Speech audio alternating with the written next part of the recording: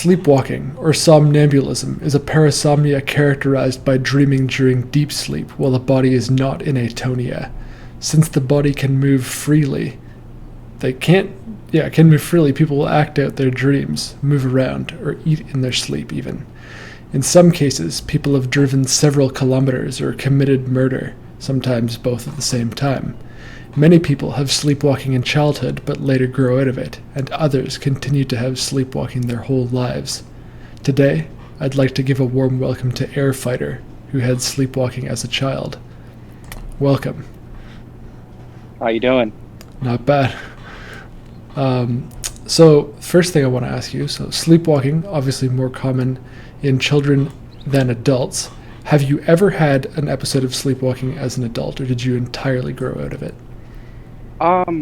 It would depend on what you would consider an adult. I think the last time that I remember sleepwalking was when I was about 16, 17.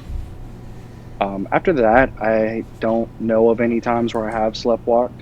I would hope that with me being a veteran that they would have told me something when I was in basic or something to that effect, but I haven't heard anything, so I would say that I grew out of it around 17. I imagine it would be a pretty, scary situation if you were doing that in the middle of, enemy territory or something like that, sleepwalking around. Oh yeah. I was definitely worried on deployments that, what happens if I start sleepwalking and I walk out of the gate and just, like some sweatpants and a t-shirt. Yeah. Did you tell your superior about that? Like, did they have they ever heard of anything like that happening? I had talked to a couple of my superior officers about that. They had told me some stories of people who did sleepwalk out off of post and into like crazy territory. Oh my God. I didn't have anything like that happen when I was in, but I did hear some interesting stories from some of the guys that I talked to about people like sleepwalking out into unknown area outside of post and them not coming back until like the next morning. Oh wow. Literally wearing almost nothing. Oh no. Well, at least they came back. I mean, that's the main point. Yeah. Oh wow. So most people who've had sleepwalking don't remember the episodes that they had or what they were dreaming about, or in the case of night terrors, they don't remember the nightmares most of the time. But some of them do. Have you had any memory of what you were dreaming or thinking during an episode of sleepwalking? There was one time where I don't know if this is the one that actually got you interested in interviewing me, but one of the times that I was sleepwalking, I sleptwalked directly out of my house and ended up laying down in the middle of the street, like a quarter of the mile from my house. And it was really interesting because I distinctly remember trying to get away from some entity that I was dreaming about. And I was just running from it and running from it and running from it. And then I started dreaming that I had ran into a pool. And when I woke up, I was laying face first in the street while it was raining. Oh my God. Yeah, it was definitely something interesting, especially with the fact that I don't usually sleep with a lot of clothes on. I'll typically try to sleep with as little clothes as possible because I get really hot when I sleep. Mm-hmm. And so you can imagine, 16, 17-year-old outside, quarter of a mile from his house, damn near butt naked, Yeah. in the middle of the pouring rain at 3 o'clock in the morning. That was when you woke up? That was when I woke up. I woke up at about 3 o'clock in the morning to just laying there in the wet street while it's raining. What was going through your head in that moment? How did I end up here outside of my house? Yeah. Why would this have to be on the one night that it's raining? How long did it take you to find your way back? I live in a cul-de-sac, so it wasn't really that hard, and it's really easy to be like, okay, I live like almost at the end of the cul-de-sac, so it was pretty easy to find my way, but it was still like, how did I get out of my house and nobody noticed? Yeah, that ought to have been terrifying, for sure. Oh yeah. Were you lying in the gutter or like just right in the middle? I was just lying in the middle of the street. Oh my God. like a 2-lane street, just face first, laying down Oh wow. like I would normally sleep. That I was like, wow. oh, okay. Some old guy probably looked at his window and thought you were just planking or something. Exactly. These kids these days. I Um, know, right? That had to be great, especially because all my neighbors are a lot older.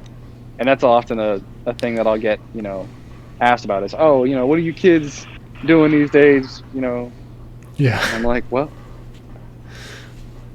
I'm surprised that Um, none of my neighbors actually said anything about it. yeah.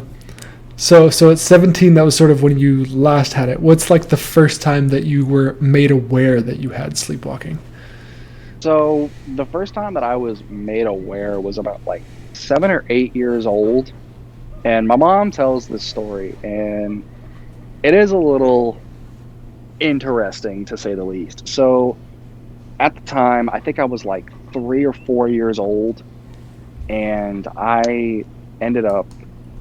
So at the time, my parents were working on, they wanted to have another kid, right?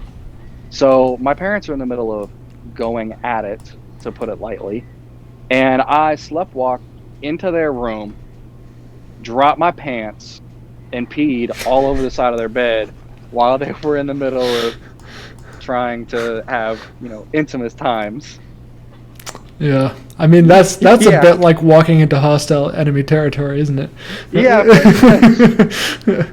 uh, And my mom and my dad just watch me walk into their room, drop my pants, pee all over the side of their bed, pull my pants back up, and just walk back into my room. oh wow. Did they realize you were asleep at first, or did it take them a minute? Yeah, it took them a minute to Okay. figure it out, and then as soon as they figured out I was asleep, they were like, "Oh, well, I mean, you can't really punish him for something he didn't even realize he did." You Hmm. know? Yeah, and my question three here is, what's the strangest thing you've ever found out that you've done? Would that be it? Well, I mean, I Yeah, get. that would probably be the strangest. Second strangest would be, I think I was like or I think I was about 11, and I sleptwalked out of my room into. I don't know how this ended up happening. I don't know if I ended up in the kitchen first, and I ended up grabbing like a whole bunch of snacks, and I went into the bathtub, and I was just eating snacks in the bathtub while asleep. Wow. What Yeah, that what was. snacks? It was like chips. I think like some of the saltine crackers, stuff that you would normally see people put like in a microwave, so this way it's got that air seal to it. Okay. So I just went into my kitchen, opened up the microwave, grabbed like a handful of stuff, walked into the bathroom, and just started eating it, waking up with like bags of chips everywhere, and like, oh well, I guess I was hungry. Wow. Um, what did you like fill up the bathtub first? No, I was No, okay. surprised I didn't. I was just laying in the bathtub, like I don't know if you've seen that meme where it's the dude and he's like just sitting there in the bathtub with the water on. I actually don't That know was that pretty meme. much me, but without the water on, Oh wow. and having a whole bunch of bags of chips around me. I was like, oh well, that's cool. Yeah. I mean, I would be concerned like with regards to sleep eating that I might choke or something. Like you Oh ever. yeah, and that was definitely something that I was like, well, this is potentially dangerous. Hmm.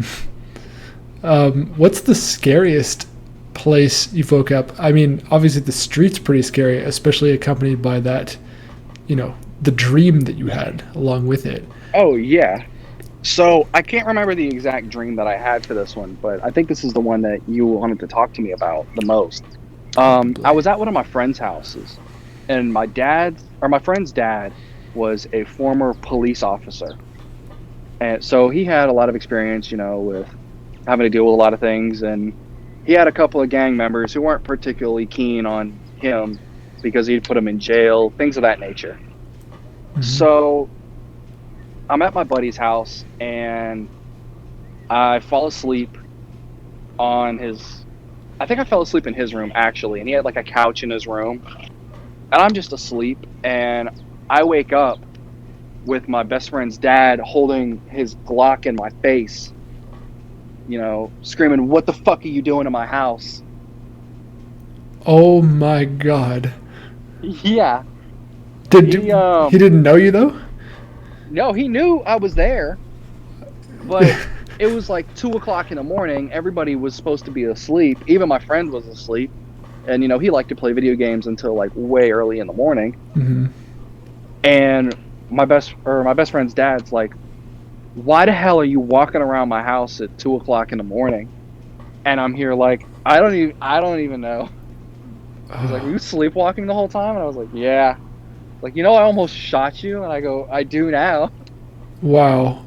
It was definitely terrifying to wake up to seeing, Yeah. something like that, like directly in your face. Like, I almost died here. Yeah. How old were you at the time? I'd say I was about 8 or 9. Okay. I mean, it seems like kind of a lot to pull out a gun in the face of a 9-year-old, but I don't know. Yeah. Well, if you have to think, like, this is somebody who he dealt with a lot of mobsters and True. a lot of these gang activities, and he's seen a lot of this stuff, and a lot of these people told him that they would come back to take revenge on him True. for arresting people, and Yeah. he just lived his life like, I don't know when that day's gonna be. Yeah. But the other thing I was trying to figure out is, did he like recognize that you were his son's friend, or did he think that you were a stranger? Oh yeah, so he had a Glock with a under barrel attachment that was a flashlight. Okay. And as soon as he turned the flashlight on and he saw it was me, he was like, "What are you doing waking up and walking around my house at 2 o'clock in the morning?" And I said, I promise you, I have no idea. I was sleepwalking the whole time. Wow. Have you guys like talked about that since? Like, are you still friends with his son? We talked. I haven't talked to him since my first deployment. Okay. We talked about it a couple of times, especially with his dad. His dad loves bringing it up. Oh yeah. He's like, because it's just wild to him. Like, I almost just shot my best friend, or my son's best friend, in the face. Yeah. And believe it or not, that was actually what sparked my best friend's dad to actually get a lot of help that he needed mentally, because he realized that he was just living in stress his whole life from stuff that happened years ago. Oh yeah.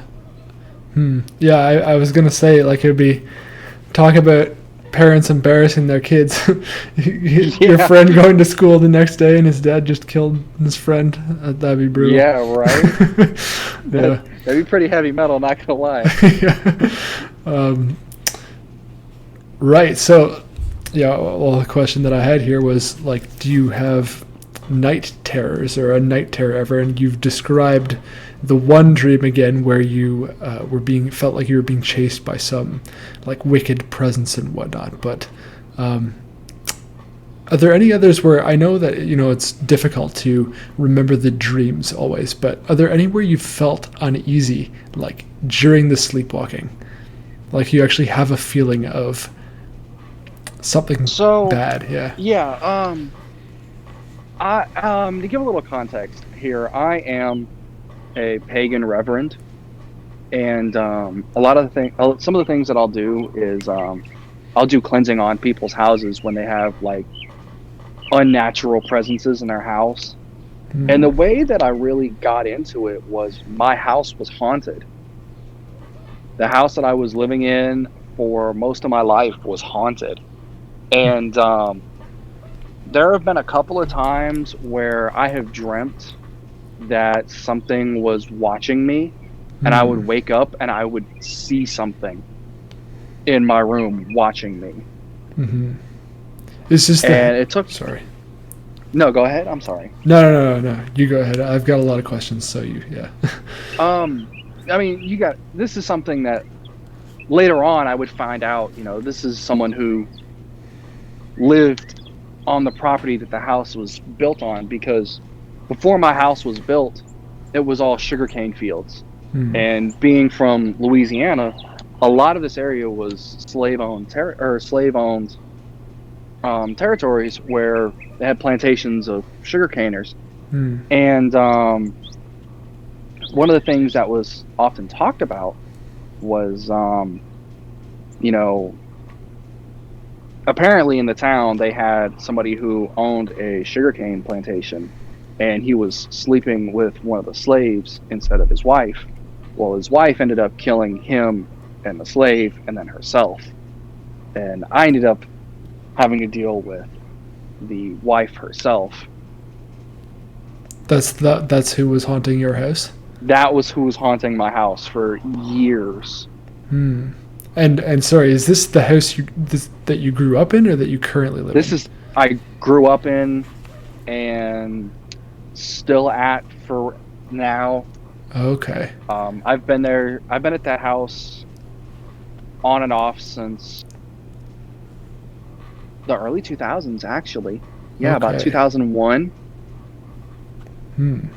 And you mentioned, I mean, hours ago that it almost burned down. Do you connect that to any of the? This is completely unrelated to sleepwalking, but do you connect that to any of the supernatural activity that you think is going on there? To some extent, kind of, sort of. With that was kind of interesting, actually. So to give a little background on that, not too long ago, they made it where they want to get rid of all the wooden power lines that you see a lot around here in the United States. Hmm. I don't know if you're from the United States, but I'm in Canada, here but we we have, have those. yeah. So yeah, you know what I'm talking about, where it's like the wooden pole. Yeah.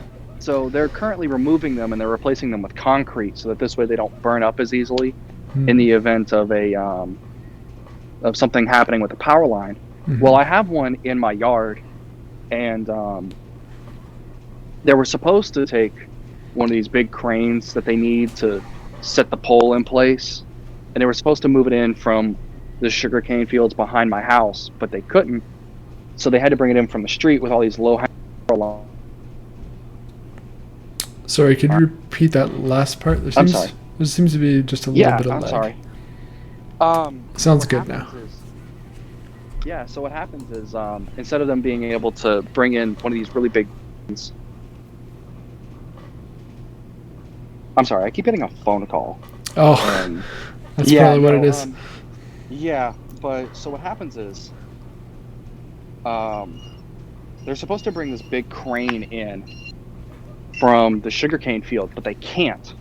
They have to bring it in from the street where all these low-hanging power lines, and they end up bringing the crane in, and the power line that was the lowest was the one connecting my house to the power. And instead of the spotter being up front in front of the vehicle so he could see what the vehicle's going to hit, he's in the back and totally ripped the power line from my house. Wow. Yeah, that was, yeah, fried a whole bunch of stuff. It was definitely something crazy. I had just gotten up because I mostly work night to go to some training that afternoon, and sure enough, I'm getting ready to leave, and all you hear is bam. And I go look, and sure enough, they pulled the whole power line off of the house. Live wire just skitting around. Oh my God. Yeah. Wow. And That so was when you yeah, it was woke, freaky. yeah, and there were just flames, I assume, just engulfing part of your house, like. No, so because he didn't directly just drive forward and pull it off, he was easing it. It started causing tension, and power flickered for like a good 30 seconds, and it overloaded the stove and two of the refrigerators that my mom has in the house, Hmm. and started smoking Oh everywhere. no. Wow. Almost caused an electrical fire in the attic, where they found a couple of the wires were actually burnt up. Yeah, Wow. it was pretty bad. Wow. Yeah, I'm sorry that happened. Yeah, no, we were lucky in the fact that it didn't fully catch on fire, and that's where, as somebody who does believe in like a lot of the supernatural, and as a pagan, I have to thank my gods. Thank you for not letting my house burn down right now, because that wouldn't have been fun. hmm And this woman that you thought was haunting your house, do you think that she's like still there, or did you get rid of her somehow? So she was originally trying to communicate with me about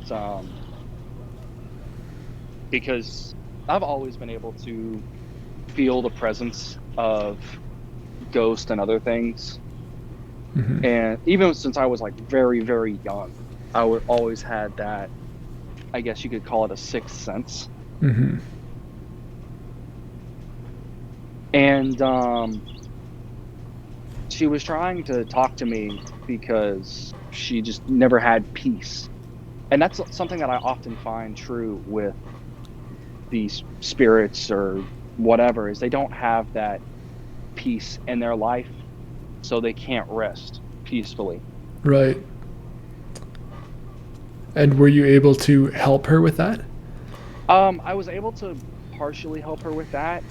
Before I really started becoming a pagan and before I really started trying to communicate with the spirit, um, she was very hostile and just very angry.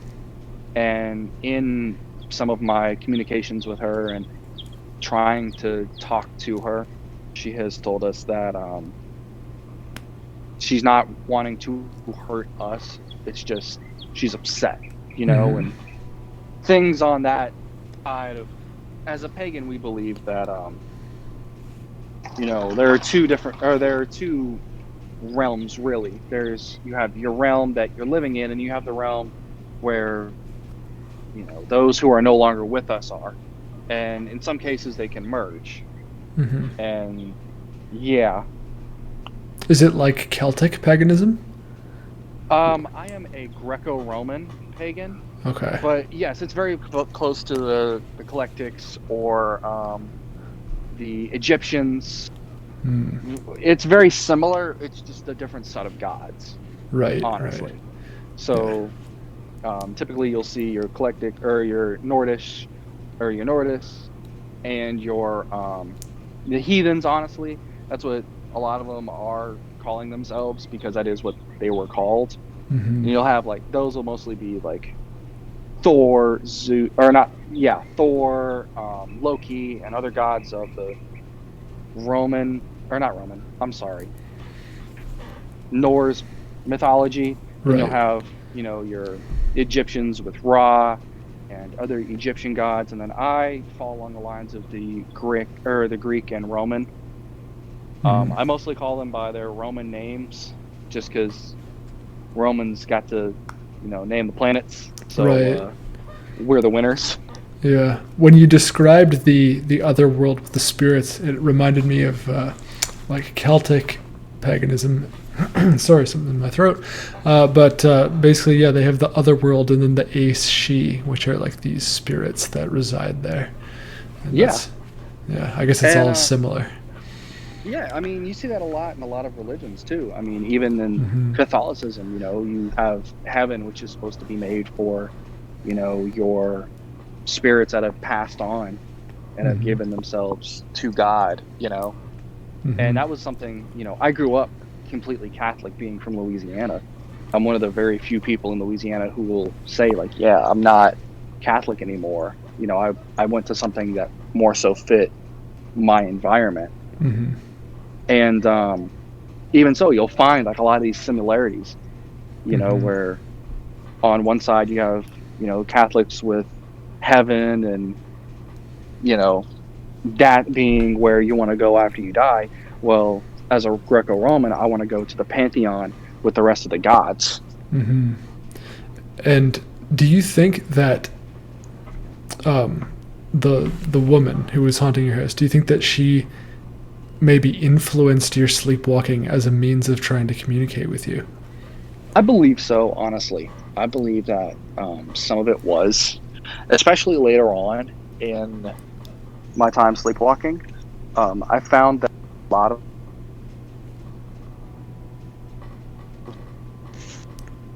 I'm sorry. I found that a lot of times I would end up in very interesting places, honestly.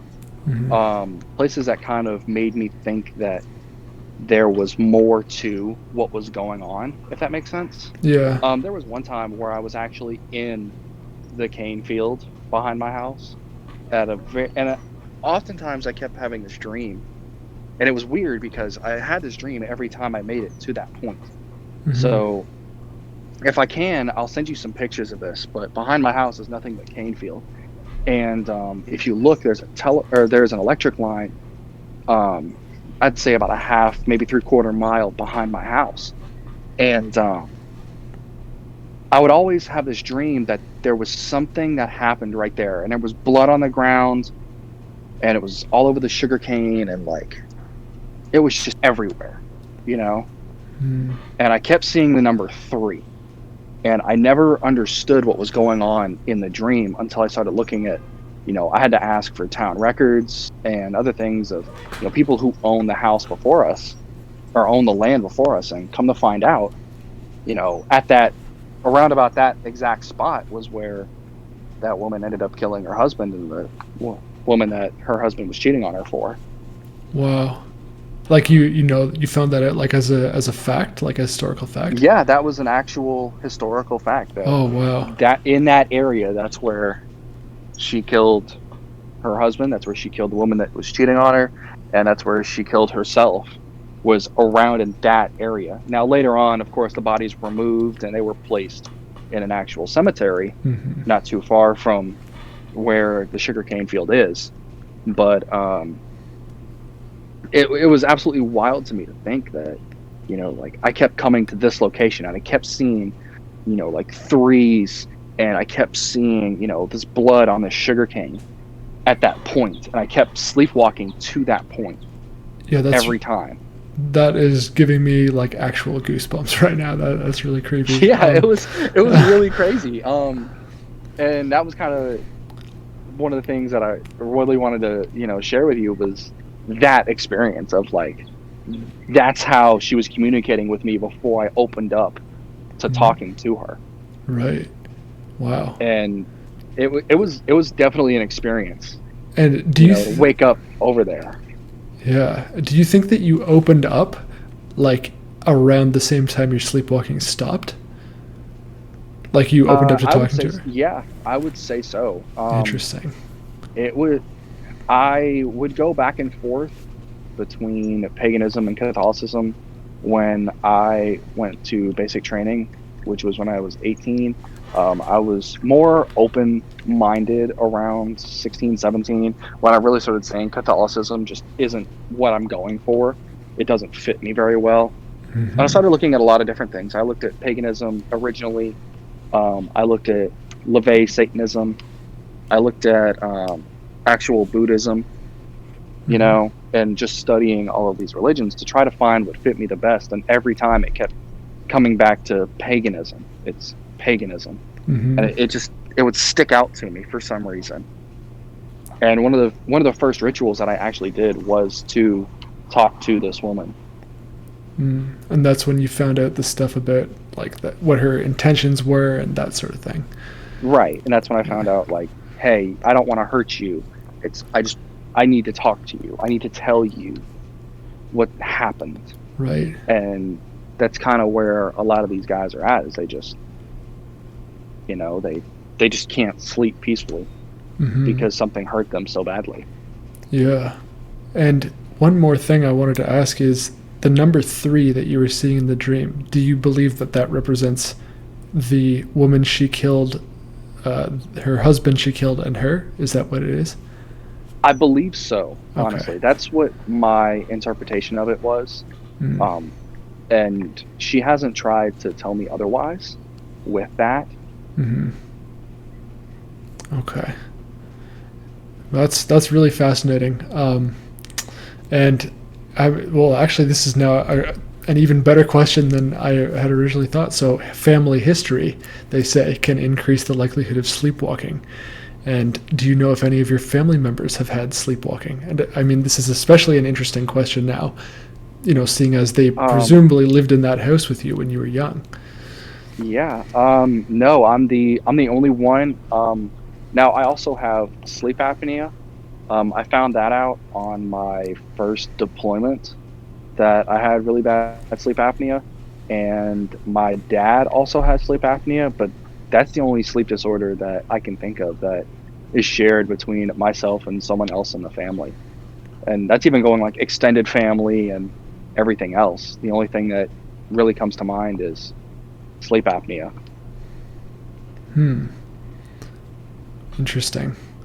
So, yeah, I guess maybe it was specifically you that she wanted to communicate through, perhaps. Like, and they also say kids are more in touch with the other worlds, right? Have you heard that Right. before?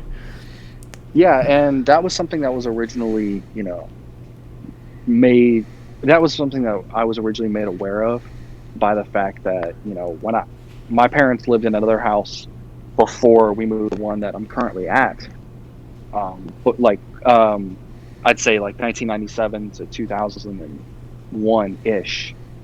And while my parents were at that house, my mom told me that I would often ask her if she could see this little boy sitting across like the yard from us.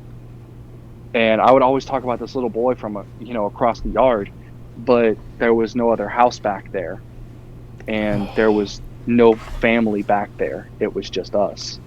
that's so freaky. But do you think that that's like a whole separate entity, or does he fit into the Oh, story? yeah, he was totally something separate. He was specifically in that house, and I have tried talking to the people who live at that house now. They don't particularly want anybody. I've tried telling them, like, hey, I used to live here, and I specifically remember, a little boy, you know, being in the backyard. And if you would want, and I told him, I said, if it causes you an issue, if you want, I can try to put his spirit at ease so that he can move on. But they were very cold to the idea. They did. A lot of people around here are very closed-minded when it comes to things of that nature. Mm-hmm. So I try not to reach out too often, and I let people come to me Right. with these things, if that makes sense. Yeah. Um, but that's when I was first made aware that yeah, you've had this ability for basically your whole life, even since you were very young. Like I was born in 1997, so I would say like 2, 3 years old. I'm talking about this boy that is sitting in our yard, but he's not there. Mm. Have you ever found out any more information about what his story might be? I Or, have not. I have mm, tried looking around and I can't really find anything. And seeing as that was when I was much, much younger, I don't remember what he looked like or anything like that. And I honestly, I wish I did so that this way I could try to find out more about him. mm-hmm. Interesting. What do these rituals that you do, like, what do they entail? For the most part, if I'm performing a ritual, it's typically I'll do it on a pagan holiday, and I will open up a circle or in that second world so that this way I can communicate with my gods Mm, and my goddesses, and I will thank them for things that they have done for me. I will thank them for getting me through deployments and getting me through really hard times in my life and giving me the perseverance to continue moving forward with what I want to do. mm-hmm. And I will offer them a offering, typically like some kind of cookie or some candy or maybe something a little more natural that I will then give back to the earth. Mm, And then I'll get something to drink. Typically, this is juice. A lot of other pagans will typically use alcohol. I don't particularly like mixing alcohol and rituals like that because typically that's where bad things happen. And in, I'm in I'm personally not a big fan of that. in terms of like You your know, focus, or in terms of, yeah. In terms of okay. my focus, because I mean, you'll see like, for example, people will often talk about Ouija boards, how it's a party game, right? Mm, Well, Ouija boards are part of my religion. It's part of paganism, but you have right. to use it with the correct intent. You Mm-hmm. can't just you open up a Ouija board and go, I want to talk to whoever's out there.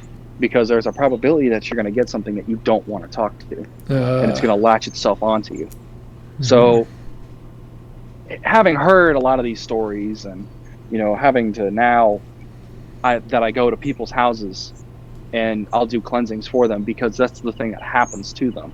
They'll start doing stuff that they probably shouldn't have because they Oh, didn't know how to do it correctly, I and I'm see. having to fix the issues.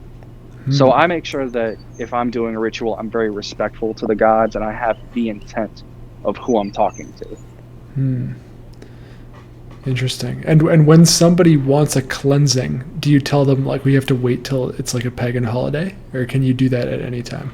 I will do, or it depends on the severity. I actually did one here recently where somebody had, um, pretty much, to put it lightly, something was haunting her and was Hmm. actively trying to kill her.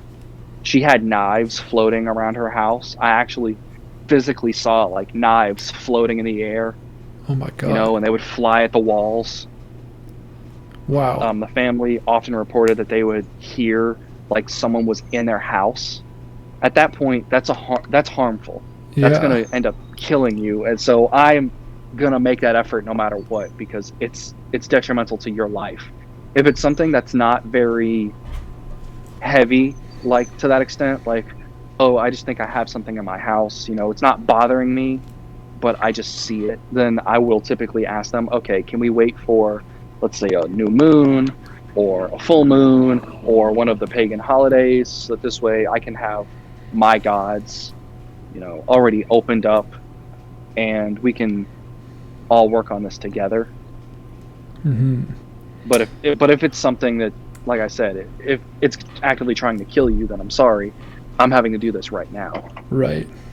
That makes sense. And just as a little fun fact for the audience who may not know, so Halloween was originally called Samhain in like Celtic mythology, right, in Celtic beliefs, and it was kind of positioned halfway between the fall equinox and the winter solstice, and it was believed at that time that the bridge between this world and the other world was thinner, and that's why they believed that spirits, both good and evil, could cross more easily at that time. So people would dress up. It was a festival to sort of ward off the bad spirits and pay homage to the ancestral ones, like the ones that were good. So that's just a little aside, not really related, Oh but yeah, no, that's entirely true, and that's something that, my funny enough, my birthday is on Samhain, and oh wow. it's always, yeah, it's always funny to tell people, that I'm a pagan who was born on a pagan holiday, Hmm. and one of the things that I look at a lot, and you see it a lot in other cultures too. If you look in Mexico, they have Dia de los Muertos, or yeah, which is the Day of the Dead, where they go and they bring offerings to their dead relatives, so that the dead relatives know that they're not forgotten. Mm. And Halloween is originally thought of on the same light. It's you're giving back to the family members who are no longer with you. Hmm. Fascinating. That's really interesting. And then just one last question about the sleepwalking. So, did your parents ever put, maybe after the getting a gun pointed at your face, or maybe after, peeing on their bed, did they ever try to implement any kind of controls on your bedroom or something like that to like keep you safe? Or as an adult, or maybe as a teenager, I should say, did you ever try to implement any controls for your own safety? So it was kind of funny, actually. My parents, after I told them about me sleepwalking into the street in the middle of the night, they actually put locks, like kind of like the ones you see on hotel doors, where it's got the little chain on there. If you know what I'm talking about. Yes.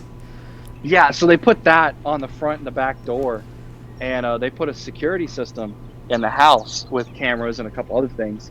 Hmm. And my dad was telling me that one night he walked or over by the front door, where I was just standing there trying to open the door, and it wouldn't open. and he kind of just grabbed me and led me back to bed. Wow. Yeah, Well, no, it was pretty funny when I heard about it, but it was like at the time I'm like, oh, like I guess I'm just trying to get out the house again. hmm that's hilarious. Oh, well, at least it worked in that case. I mean, it's too bad that they didn't have that any controls before you got some of those more dangerous situations. But at least you're alive. Oh yeah. Yeah. Well, what's crazy about it is, it wouldn't happen every night. The only one that happened every night for a while was the one where I would end up in the cane field, and Oh, it's so that one creepy. was, yeah, that's why I was like, okay, this woman's definitely trying to talk to me right now, Hmm. and I would have like years go by where something doesn't happen, and then just out of nowhere, I'll end up outside of my house in the middle of the street, almost naked in the rain, or you know, um, so the very first time that my parents ever told me that I was sleepwalking was, where I peed on their bed. The next time was like a year and a half later, where I'm in the kitchen, beating on pots and pans like it's drums while I'm totally asleep. Nice. And like a total like 3 or 4 year old thing to do. Hmm. It, but it's like years will go by, you know, Yeah. before something happens, and it's like, okay, now this is starting to get like way more dangerous, and it's not showing signs of stopping, Hmm. so we definitely need to do something. Fair enough. Well, yeah. Did you have any other thoughts or any other stories you wanted to tell? I Uh, think I've got most of them out, actually. Yeah, I've hit the end of my questions, but that was really fascinating. I wasn't expecting actually it to take all that paranormal turn, but of course that's perfect. Like I love scary stuff. Oh Yeah, yeah, yeah, I'm definitely glad that I was able to talk about that with you. yeah. That was a lot of fun. And I don't have a huge audience, but if you'd like to give a shout out or a plug to anything, feel free to do so. No, I want to thank you for taking the time out of your day to talk to me about this, because this is definitely something that I've wanted to talk to people about, but it's always kind of weird to try to talk about, like, oh yeah, I sleptwalk, or I used to sleepwalk as a kid, and now it's like, you know you have a whole audience of people who are interested in stuff like this. Hmm. Yeah. Well, thanks so much for coming on. It's been a pleasure. Oh, thank you.